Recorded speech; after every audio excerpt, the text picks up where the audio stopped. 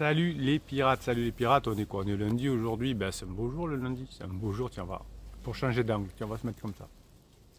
Il est fou, c'est Bruno. Bien, alors, cette semaine, on a parlé des enfants, comment récupérer son conjoint, évidemment, mais aussi faire en sorte que vos enfants ne souffrent pas trop. Et il y a des techniques comme ça qui vont vous permettre de ne pas être dans l'illusion, de ne pas être dans la souffrance et de créer ce qui va bien pour vos enfants. Hein. C'est-à-dire que vous allez pouvoir atteindre un état de clarté, un état mental clair qui va permettre d'aider vos enfants à pas trop souffrir. Hein, pour obtenir cet état qui va rassurer vos enfants, vous allez faire ce que j'appelle l'élimination, hein, pour aller chercher l'illumination si vous voulez, mais l'élimination de choses qui vous encombrent la tête. Oui, mais si mon conjoint ne revient jamais. Oui, mais là, le fait qu'il s'embrasse devant d'autres personnes, est-ce que c'est pas mieux? Toutes ces pensées qui vont vous embêter vont faire que tout cela va créer des obstacles qui vont d'abord gâcher secrètement votre vie, mais aussi diminuer les chances que votre conjoint revienne, mais aussi que vos enfants ne souffrent pas trop de ce challenge-là, hein, le passage de la phase 3 de votre couple. Donc si vous voulez continuer à progresser, si vous voulez continuer à récupérer votre conjoint, hein, vous avez des obstacles qui vont vous permettre que l'on va éliminer et qui vont vous permettre de voir beaucoup plus clairement vos décisions. Hein. Et si vous êtes beaucoup plus clair dans vos esprits, ça va aider effectivement à vos enfants à vous sentir mieux et ça va augmenter les probabilités de revenir ensemble également. La première des choses que vous allez essayer de régler dans votre tête, c'est de ne plus porter votre attention sur quelque chose qui vous donne des émotions positives d'ailleurs ou négatives, hein, puisque si vous arrivez à bloquer un peu les 5 portes de votre corps, hein, qui sont l'ouïe évidemment, mais aussi le fait que vous allez sentir, goûter les choses, entendre les choses, voir les choses évidemment, chaque fois que vous allez vouloir progresser dans l'amélioration de votre comportement avec les enfants ou avec votre conjoint, vous allez essayer finalement de vous couper de ces sensations qui seraient trop agréables pour partir. Comme votre conjoint a fait pour partir vers Bruno, parce qu'il part trop vite, ce Bruno me saoule, pour partir vers quelque chose que vous avez choisi. Je prends un exemple.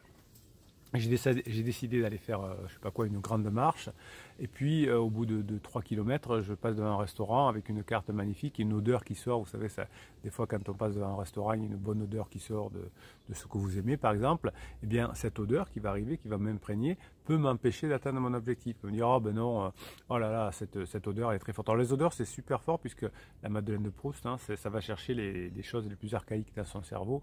C'est ce qui est le plus ancré. Donc, ça peut vous faire du mal. Donc, le fait de dire, ah ben je vais prendre un peu plus de plaisir si je vais voir cette personne, eh bien ça va vous éloigner de votre objectif. Votre conjoint fait exactement ça. S'il a un pansement, que ce soit un adultère, une infidélité, que ce soit du sport, que ce soit son travail, etc., c'est que je vais chercher quelqu'un qui me fait rentrer ou quelque chose qui me fait rentrer par mes sens un peu de soulagement, mais comme ça rentre par le soulagement, ce bien-être va me rentrer par le soulagement, eh bien je ne vais pas arriver à long terme, ça va me faire du mal. C'est comme la drogue, hein, c'est une substance que j'injecte dans mon corps qui me fait du bien à court terme, mais comme la cocaïne qui fait beaucoup de mal à long terme. Alors que je dis du bien, hein, ça donne un soulagement ponctuel, hein, mais qui fait du mal à long terme et qui est tout à fait déconseillé. Effectivement, toutes les drogues sont déconseillées de toute façon pour le long terme. Donc en revanche, ce qui fait du bien, c'est par exemple la neurohypnose ou la méditation, c'est-à-dire que vous allez travailler directement vos ondes à l'intérieur de votre cerveau, hein, vos fréquences à l'intérieur de votre cerveau, et ça va vous faire du bien parce que ça vient de l'intérieur, parce que vous aurez fait de la méditation, parce que vous aurez fait de la neurohypnose, parce que vous aurez mis des connaissances. Hein, alors c'est pas un plaisir immédiat, les connaissances, quand vous écoutez une vidéo, quand vous écoutez une formation, c'est pas un plaisir immédiat, mais c'est quelque chose qui va vous faire du bien sur le long terme. Donc pour vos enfants, c'est la même chose. Faites attention à dire, oh là là, il me saoule trop, ça me donne la souffrance. Hein, et si je sors et que je vais prendre des coups avec mes amis, par exemple, ça va me faire du bien. Mais c'est un danger qui vous éloigne de vos objectifs, comme pour le restaurant qui a une bonne odeur. Si, alors, il y avait une histoire comme ça aussi sur ces pensées hein, qui font du mal. Par exemple, vous avez, alors l'histoire, c'est un couple qui s'engueule en présence d'une tierce personne. L'épouse s'en va, la criseuse s'en va et les personnes vont faire une balade et au bout d'un moment, la personne qui a eu cette dispute vient en parler à son ami et il lui déverse tout ce qu'il avait dans la tête et lui dit « Toi, ça t'a pas choqué que ma femme me parle comme ça ?» Et lui dit « Non, ça m'a pas choqué. » Parce que j'ai arrêté d'y penser.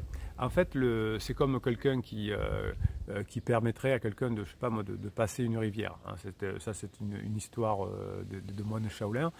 Il y a deux moines qui se promènent dans la forêt, et puis il y a une femme qui les arrête, qui dit est-ce que quelqu'un voudrait m'aider à passer la rivière parce que je ne sais pas nager. Un des moines prend la personne sur les épaules et lui fait traverser la rivière. Et les deux moines s'en vont, la personne dit merci bien sûr, les deux moines s'en vont et 2 heures après, il lui dit ça n'a pas été trop lourd de faire traverser cette personne de la rivière. Et le moine qui l'a fait traverser, qui est le plus âgé, dit bah non, ça a duré 2 minutes, mais pour toi ça a été très pénible parce que tu y penses depuis 2 heures. Voilà, c'est un peu les mêmes choses.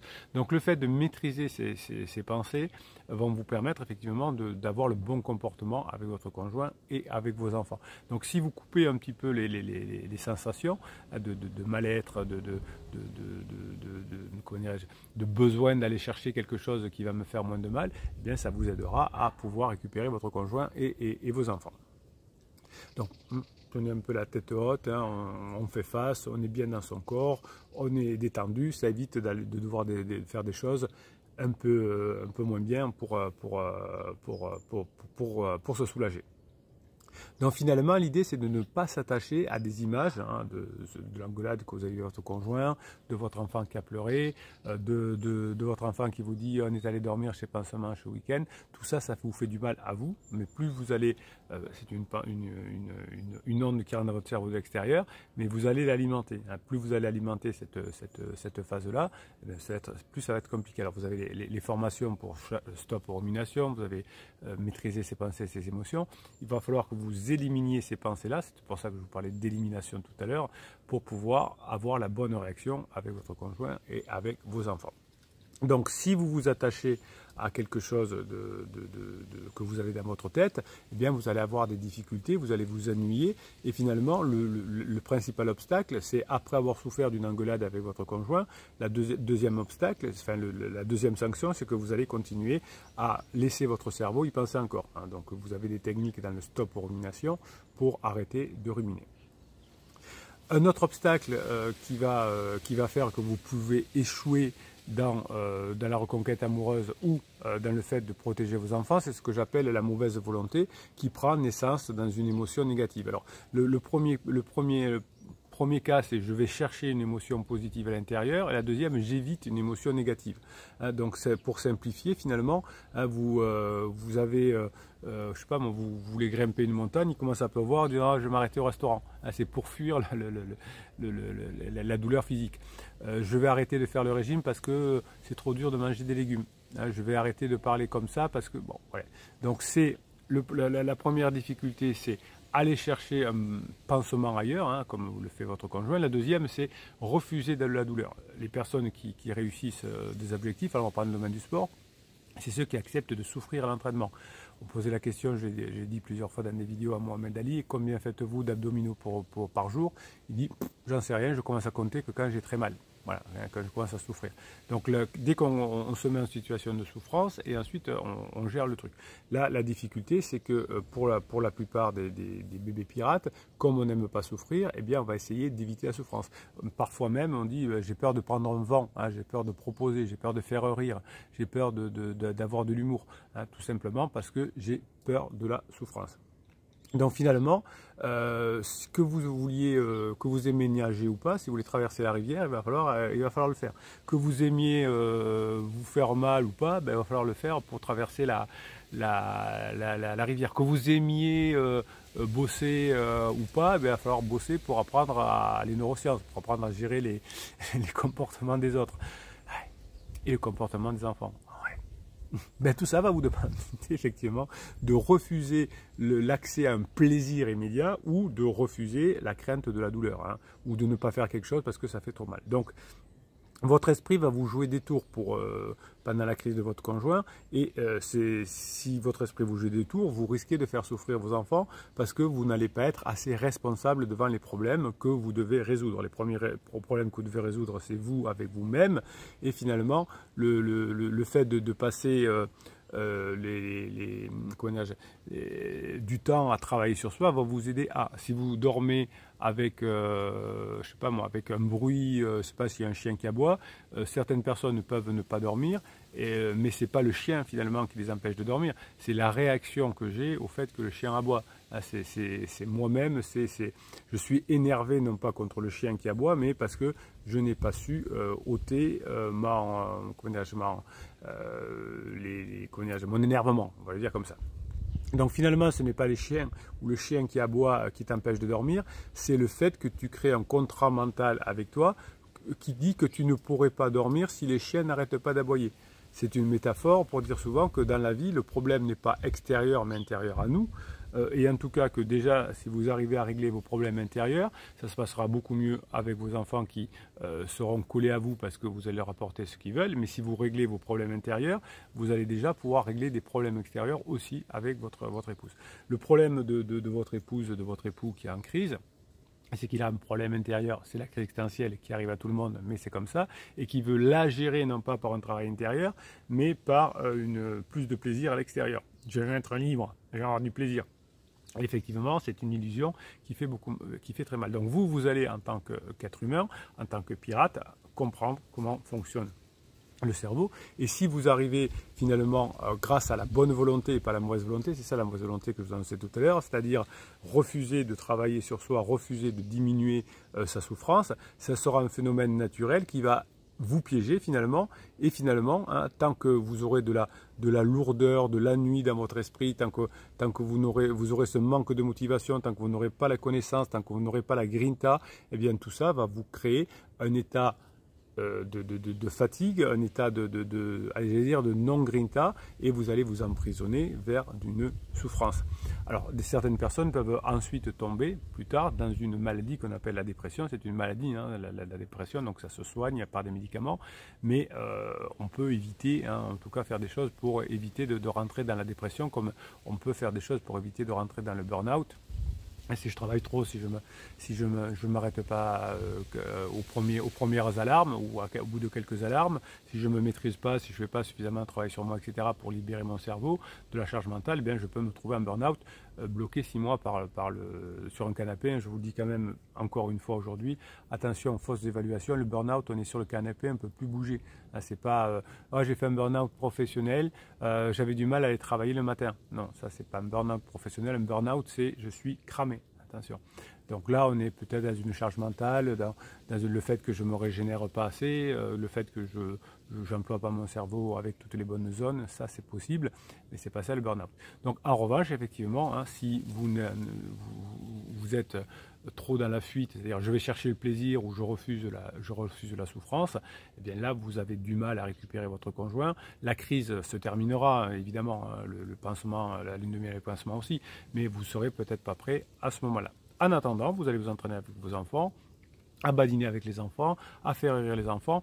À aucun moment je ne dis qu'il faut lâcher prise sur l'éducation. Je vous ai fait une vidéo, je crois que c'était hier, sur ce domaine-là. On protège les enfants, mais à l'intérieur, on va créer des moments d'éducation qui vont être des liens, hein, qui vont vous entraîner d'ailleurs à faire la même chose ensuite avec votre conjoint.